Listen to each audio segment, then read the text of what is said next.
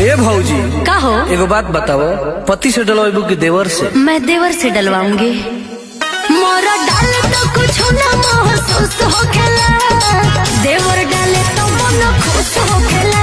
मोरा डाले तो कुछ ना महसूस होखेला, देवर डाले तो मन खुश होखेला। आई लव यू मेरी भाभी।